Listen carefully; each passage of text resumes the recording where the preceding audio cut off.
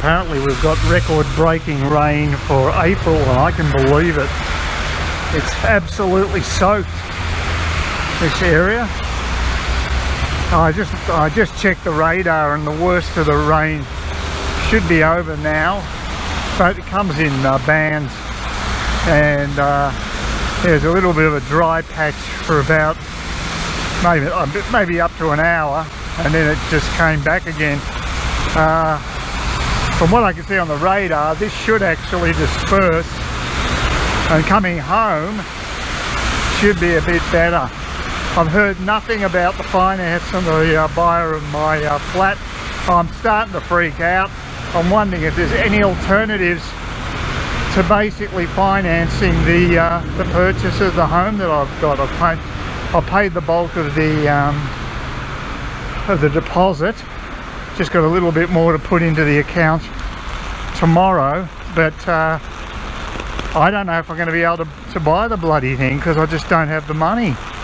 Not if I can't get the sale of my flat. I'm stuffed. This is something I never anticipated, and I'm just utterly fed up with the people doing the finance on the buyer's behalf, and the bloody and the broker. Absolutely useless. And I don't know if there should be some recourse to it. Lynette was saying that maybe you get your deposit back. I don't get their deposit if this doesn't go through. There should be some sort of a penalty like that, because it's just ridiculous. I mean, how late are they going to try to drag this out till? The actual settlement's only a couple of weeks away, and there's absolutely no sign that the finance on this particular purchase is going to go through. They talk about tardy. This is just ridiculous, and it's making my life a misery, because I see a place I like, I negotiate a price, as I did yesterday, and still the whole thing could just fall in a heap. And actually be worse. The worst case scenario would be I'd have to go through the sales process with the flat yet again. I mean, I don't even want to think about it. I really don't.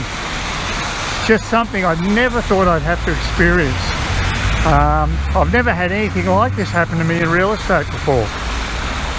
So yes, well, hopefully I'm just panicking for the sake of it. I can be a bit of a panic merchant, but it doesn't surprise me that we've heard nothing from the people, the finance company or the broker at this stage.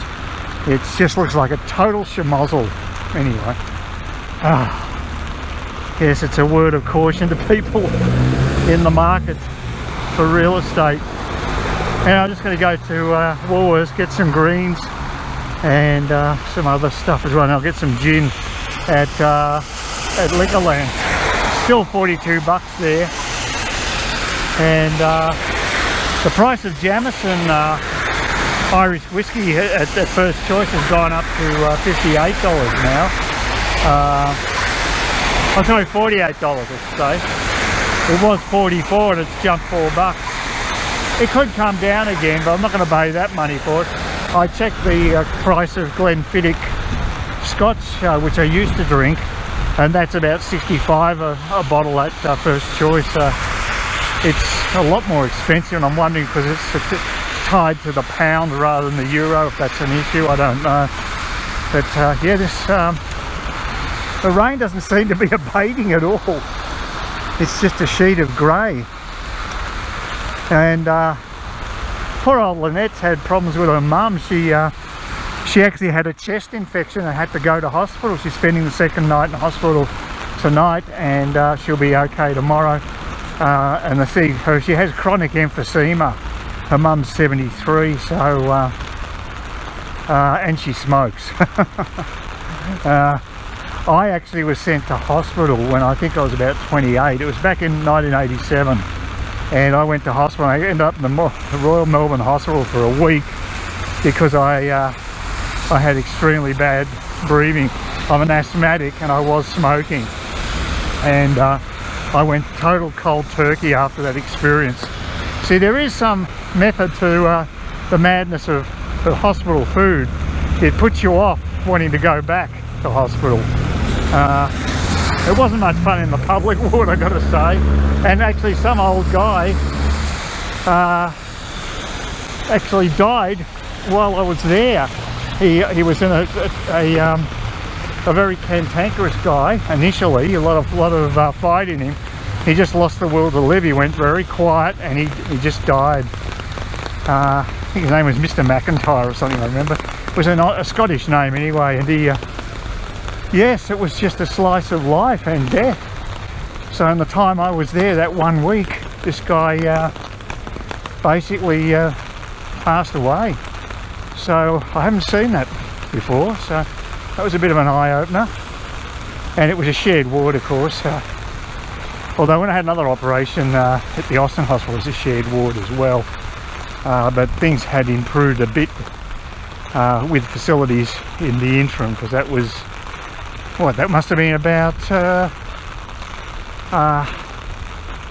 25 years later, something like that. So yeah, things had changed in the hospital system, and certainly Cairns Hospital has the best food I've come across. So, but apparently Lynette's mum didn't really like it that much, about the food on offer. I think she brought something to supplement the stuff that was served up to her, but I thought it was quite good, very healthy, and the sort of thing you really should have in hospital. When I was at the private hospital in Vietnam, they had a sort of Vietnamese food, but a very heavy variety of it, with a lot more meat than you normally get in the Vietnamese diet, and I didn't really appreciate it because I like the Vietnamese diet. So that was interesting, and yeah, it wasn't very appetizing. They're like the famous soup. Oh my god, look at this. Oh, this is ridiculous. I've never seen it this wet. Oh, that's crazy. I'll have to go through the car park on the way back. I'm totally soaked now. My shoes are totally soaked. So, wow. Yes. Anecdotally, I can tell you this is the wettest I've ever seen it here. Like I say, it's about three days of constant rain. Even overnight as well. Unbelievable. It's coming down steadily. It wasn't as bad as when I went to Bunnings the other day. That was really bad because it was really coming down hard. But unfortunately, it's got a way to go to drain from the paths. So, oh well, hopefully the shoes won't get too much damage from this. But yeah, very ordinary weather. And so, yeah, so I've got about 9 containers, those plastic containers to pack stuff, and I've actually used 7 of them now, and I've just got mainly stuff left from the kitchen and the bathroom, I think. And that's, I've got clothes as well, but I can just put them in a garbage bag, I guess.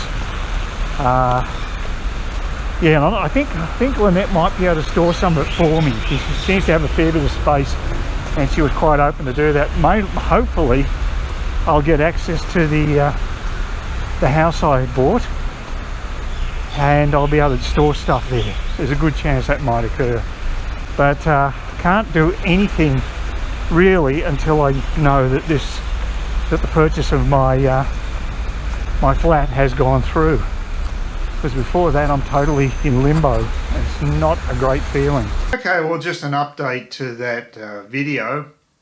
Things have improved on 2 fronts. One is the weather front. For the rest of yesterday, things actually dried up quite a bit. So that was a nice change. And it rained last night. It's actually now Thursday. But the most important news is that I got a text from Darcy, my agent, last night, saying that he'd been contacted by the buyer of my flat, and she claims that she now has finance. It's been approved. So that's a real biggie. That's such a weight off my shoulders. I wish I'd found out before I went to bed, because I didn't sleep very well again. Got a bit of sleep, but not that much. You know, I've been a bag of nerves over this whole business, and but it's a huge relief to think that that's one of the major barriers overcome. To my knowledge, that now means that Everything is unconditional. There's no need for the finance conditions with, say, the purchase of the property that in Kawara Beach, because now this sale should go through smoothly now.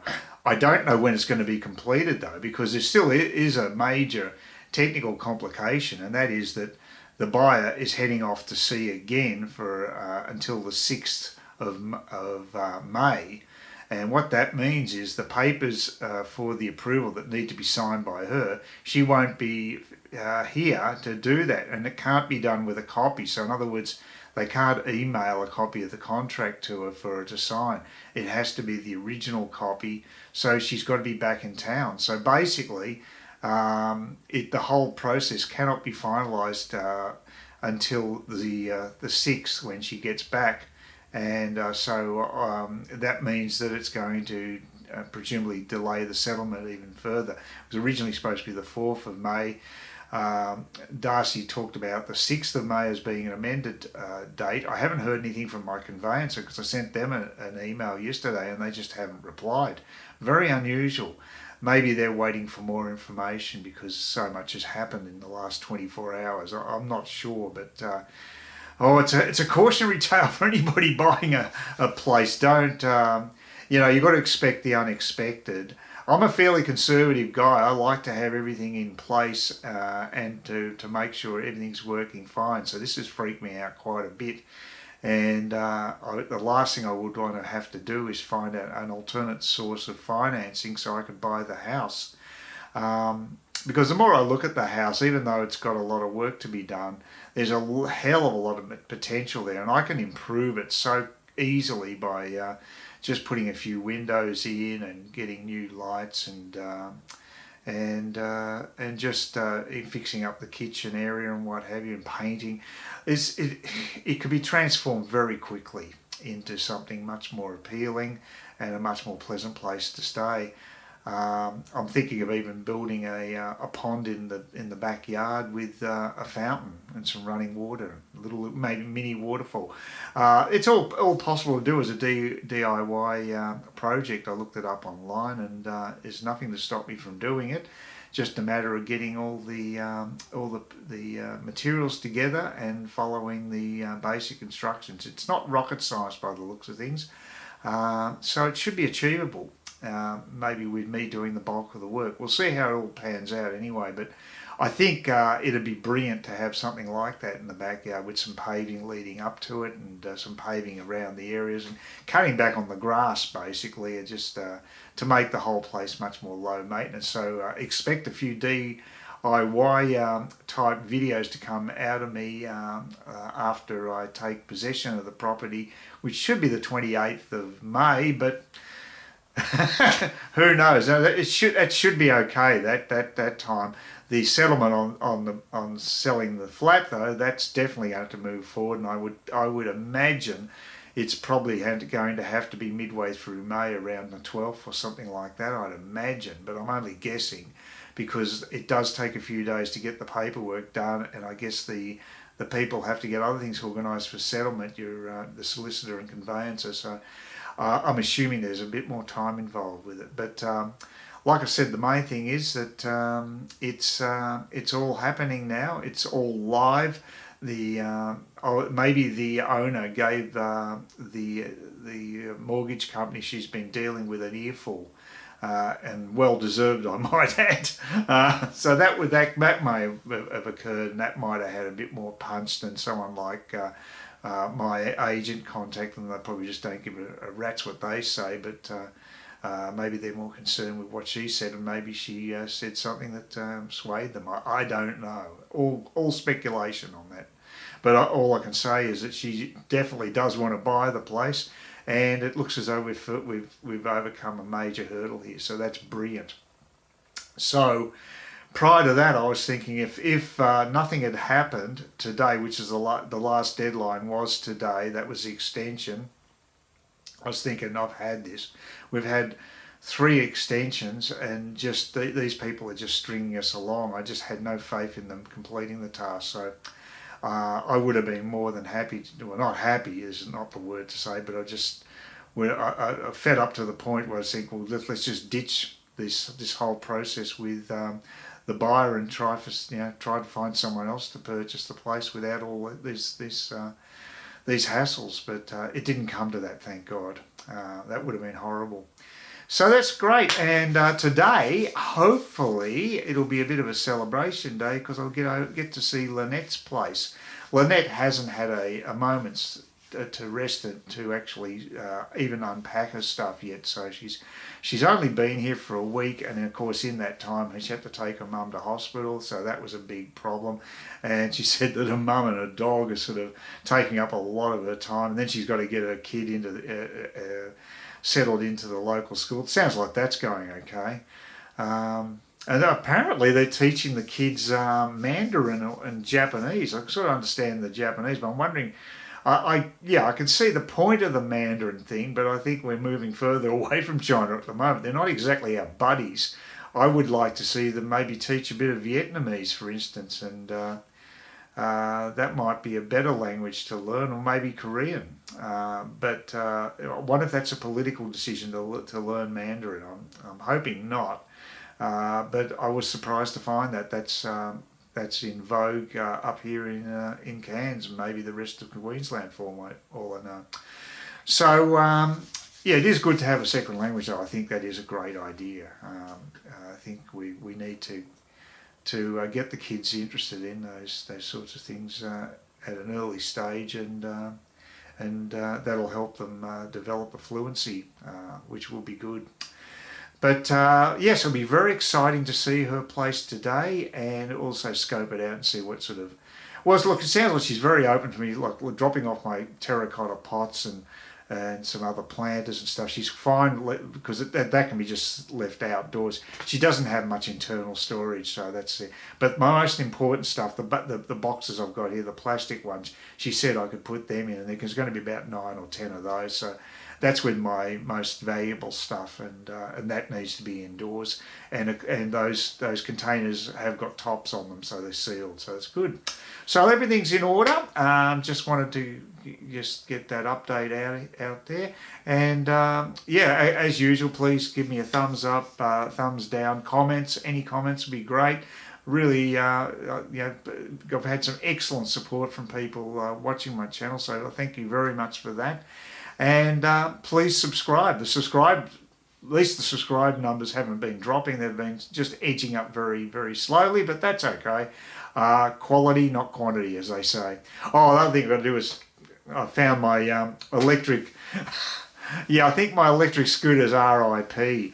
I may be in the market to purchase an electric trike, which will be I'll be able to then take shopping and what have you around the beach areas, and maybe even to Smithfield. See how it all goes, but that'll probably set me back about $1,300, including delivery of a flat pack, which will probably have to come from either Melbourne or Brisbane or somewhere like that.